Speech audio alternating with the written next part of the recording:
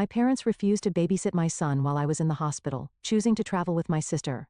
3 years later they came for help because she ran away and abandoned her kids. My answer made them burst into tears. 6 months ago, my life fell apart when I found out my husband Mark was cheating on me with some young girl from his office. I guess I should have seen it coming.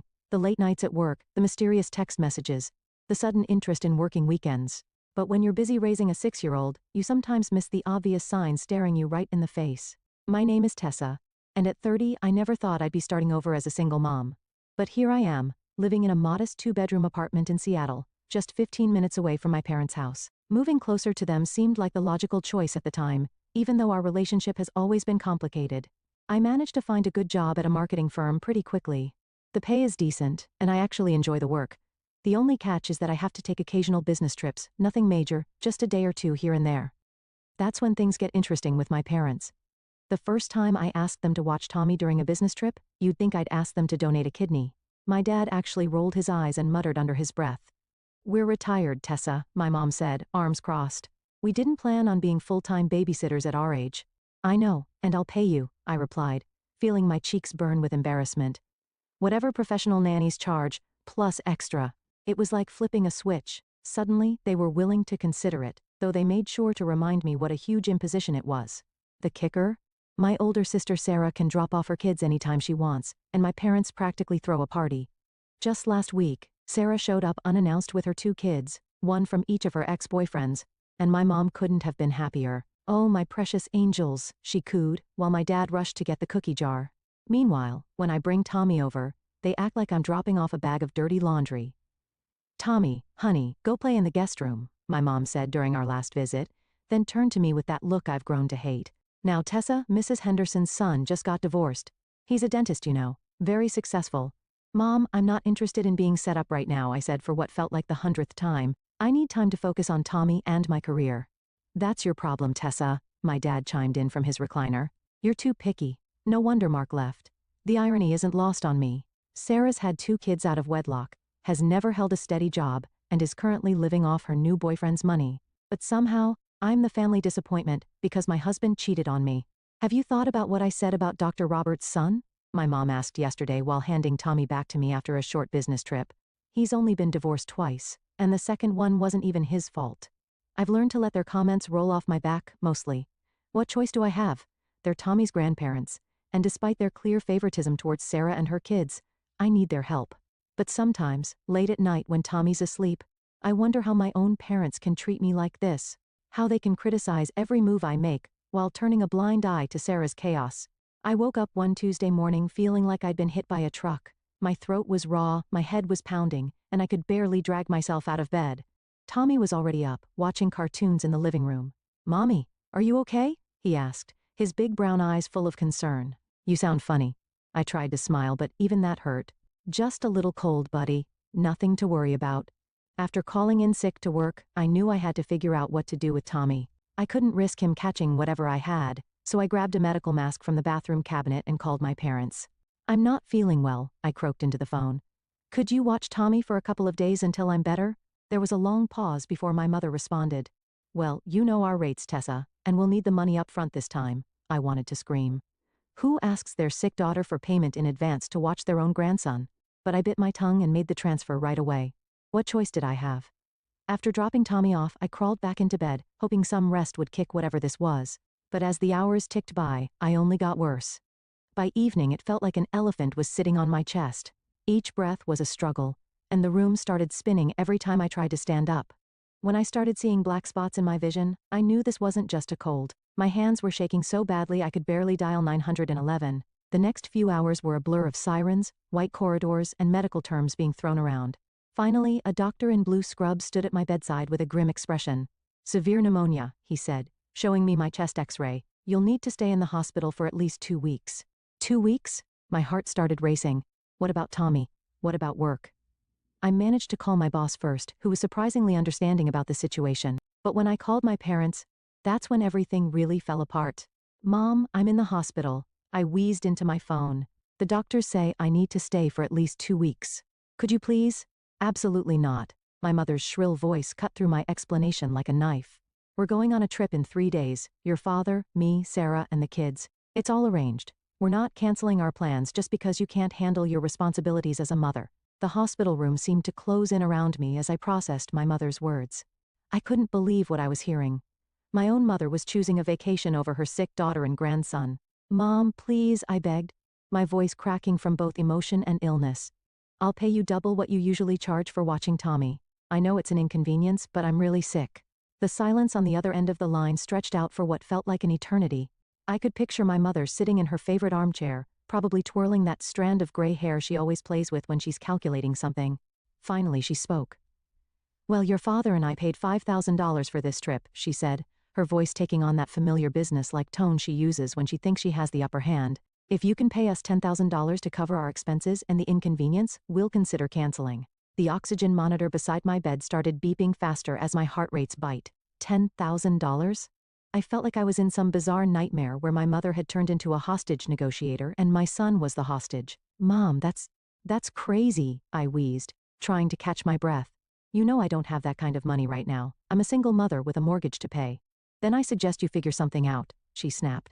"Because if you don't pick up Tommy in 3 days, I'm putting him outside." "I'm not missing this trip, Tessa. You always do this, create drama, and expect everyone to drop everything for you." The line went dead. I stared at my phone in disbelief, then immediately tried calling back. No answer. I tried again, straight to voicemail, again, nothing. My own mother had blocked my number while I lay in a hospital bed, struggling to breathe. The reality of my situation hit me like a tidal wave. I was alone in this city, really, truly alone. All our relatives lived in other states, Aunt Martha in Florida, Uncle Jim in Texas, Cousin Rachel in Michigan. And having only moved back 6 months ago, I hadn't had time to build any close friendships yet. Sure, I had work colleagues, but who asks a work acquaintance to take their child for 2 weeks? In desperation, I did something I'd been trying to avoid. I called Mark. My hands were shaking as I dialed his number, and not just from the fever. "Tessa," he sounded surprised to hear from me. "What's wrong?" I swallowed my pride and explained the situation, trying to keep my voice steady. "I know it's a lot to ask, but could you possibly take Tommy for a couple of weeks? I'm in the hospital with pneumonia, and my parents I can't." He cut me off. "Rachel's due to give birth any day now. We're actually heading to the hospital tomorrow for the scheduled C-section." Rachel, his new wife, the 25-year-old who'd been his secretary, the one he'd left us for. And now she was giving birth to their new baby, while I lay here alone in a hospital bed, with nowhere to send our son. I stared at my phone's contact list. There was one name I'd been avoiding, one last possible lifeline, but just seeing it made my stomach churn. Patricia, my former mother-in-law. We hadn't spoken since the divorce 6 months ago, and even before that, our relationship had been rocky at best. Patricia had never thought I was good enough for her precious Mark. She'd made that clear from day one, with her backhanded compliments and not-so-subtle criticisms. "Oh, you're working in marketing? How interesting. I always thought Mark would end up with someone in a more substantial profession." That kind of thing. After the divorce, she'd cut all contact with me. No surprise there. She'd probably been thrilled when Mark traded me in for a younger model. But right now, she was my only hope. My finger hovered over her name for what felt like hours. The oxygen mask fogged up with each shaky breath I took. Finally, I pressed call before I could talk myself out of it. 1 ring, 2 rings, 3. "Tessa?" Patricia's voice was filled with surprise, and something else I couldn't quite identify. "Is everything all right?" Just hearing her voice, that familiar, properly modulated tone that had so often delivered subtle jabs at my parenting, my career, my everything, made my eyes well up with tears. "Patricia," I started, my voice breaking. The whole story came tumbling out between suppressed sobs and wheezing breaths. The pneumonia, the hospital, my parents' ultimatum, Mark's refusal to help. By the end I was practically hyperventilating, and a nurse had to come adjust my oxygen flow. The silence that followed felt endless. I braced myself for rejection, for some cutting remark about how this proved I couldn't handle things on my own. "I'll be there tomorrow," Patricia said firmly. "Text me your apartment address and your parents' address. I'll pick up Tommy and stay at your place with him until you're better." With trembling fingers, I sent her the information. For the first time since being admitted to the hospital, I felt like I could breathe a little easier, and it wasn't because of the oxygen mask. The next morning, my phone rang again. This time it was my mother, her voice dripping with irritation. "When are you coming to get your son?" she demanded. "He's being impossible, and we have packing to do." I took a deep breath, summoning what little strength I had. "My former mother-in-law is coming to pick him up today." The snort my mother let out was so loud it crackled through the phone speaker. "Your ex-mother-in-law? Really, Tessa? You couldn't find anyone better than that woman?" Before I could respond, she'd hung up.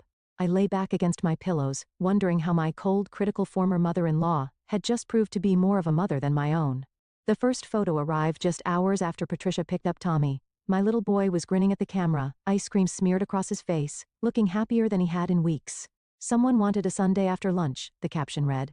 I found myself smiling despite the pain in my chest. Throughout the day, more photos kept coming. Tommy doing his homework at the kitchen table, Tommy helping to make dinner, Tommy showing off a pillow fort he'd built in the living room. Each snapshot was like a tiny piece of home reaching through the sterile hospital walls. "Look what Grandma Patricia got me." Tommy's excited voice came through in a video message that evening. He was proudly displaying a new dinosaur puzzle. The camera panned to show Patricia sitting cross-legged on my living room floor, puzzle pieces scattered around her. The days passed more easily knowing Tommy was in good hands. I focused on my recovery, doing breathing exercises, and following every instruction from my doctors. Finally, after a week of treatment, they cleared me for visitors. The sound of running feet echoed down the hospital corridor before Tommy burst into my room, his face lit up with joy. "Mommy." He threw himself carefully onto my bed, mindful of the 4 lines just as Patricia must have warned him to be. "We brought you some real food," Patricia said, holding up a thermal bag. "Hospital food isn't fit for recovery." She unpacked containers of homemade soup, fresh bread, and what looked like my favorite lemon squares, though I'd only mentioned liking them once, years ago at a family gathering. As Tommy chatted excitedly about his week, I watched Patricia. She was different somehow, softer around the edges, the perpetual criticism absent from her expression. She asked about my treatment, actually listened to my answers, and seemed genuinely concerned about my well-being. Their visits became a daily bright spot. Patricia would bring something new each time: books, magazines, more home-cooked food. She'd tell me funny stories about Tommy's adventures at home while he played with the toys she'd brought him. During one visit, while Tommy was absorbed in his new coloring book, Patricia grew quiet. She seemed to be wrestling with something. "I owe you an apology, Tessa," she finally said, her voice low. "The way I treated you all those years. I was wrong." I nearly dropped the soup spoon I was holding. In all the years I'd known her, I'd never heard Patricia admit to being wrong about anything. "I've seen who my son really married now," she continued, a shadow crossing her face. "That woman, all she cares about is spending Mark's money, 3 different designer handbags in 1 week. And the way she talks to him." She shook her head. "You were good for him, Tessa. You loved him for who he was, not what he could buy you." I was too blind to see it then. As I watched her help Tommy with his coloring, I realized that sometimes family isn't about blood or marriage certificates. Sometimes it's about who shows up when you need them most, who puts their own life on hold to take care of your child, who brings you soup and apologizes when they've been wrong. While I was still in the hospital, my phone buzzed with a social media notification. My sister had tagged our parents in some photos from their beach resort.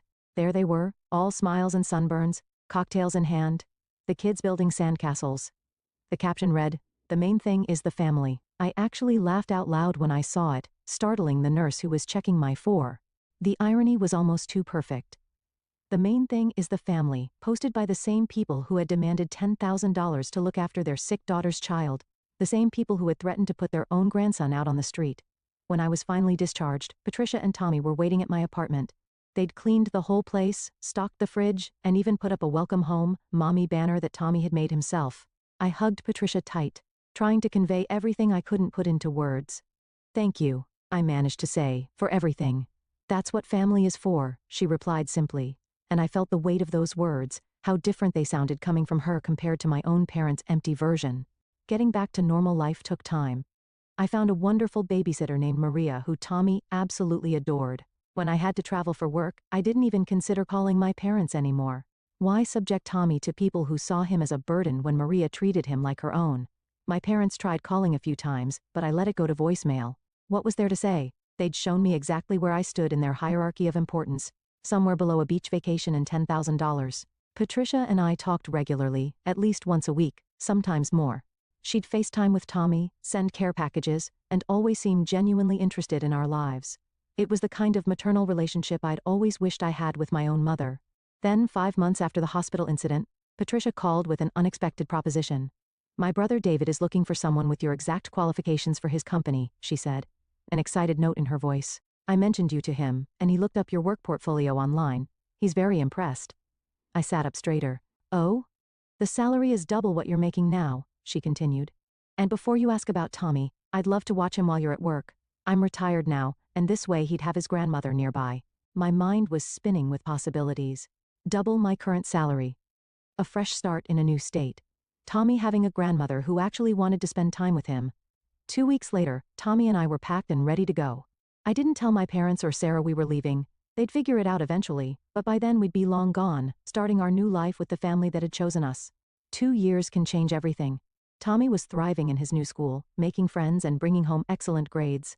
I had worked my way up to senior marketing director at David's company, and my salary had grown even more.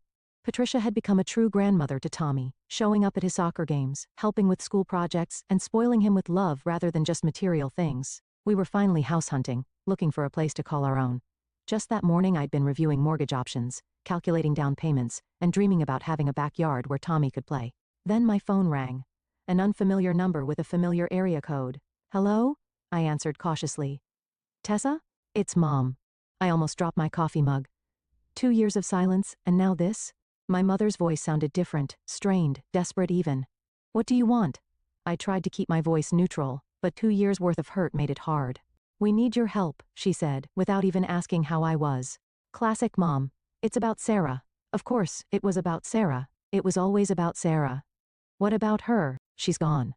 My mother's voice cracked. "She ran off with some man she met online, just packed a bag and left. She didn't even say goodbye to the kids, just left a note saying she needed to find herself and drove off with him." I sat down heavily in my office chair. "She abandoned her children?" "They've been with us for 3 weeks now," Mom continued. "Your father and I, we're not as young as we used to be. And children are so expensive these days. The food, the clothes, the school supplies." I could see where this was going. "What exactly do you want from me, Mom?" "Well," she said, her voice taking on that familiar manipulative tone I remembered so well. "You are their aunt. We thought you could send us some money every month to help with their expenses. It's the least you could do for family." I couldn't help it, I laughed. A real, genuine laugh that bubbled up from somewhere deep inside me. "The least I could do for family?" I repeated, still chuckling. "Like when you demanded $10,000 to watch your own grandson while I was hospitalized? Like when you threatened to put a 6-year-old child out on the street? That kind of family obligation? That was different," my mother spluttered. "We had plans." "No, Mom, you had a choice. You chose a beach vacation over your sick daughter and grandson. You chose Sarah's drama over my stability every single time. And now you're calling me, after 2 years of silence, asking for money?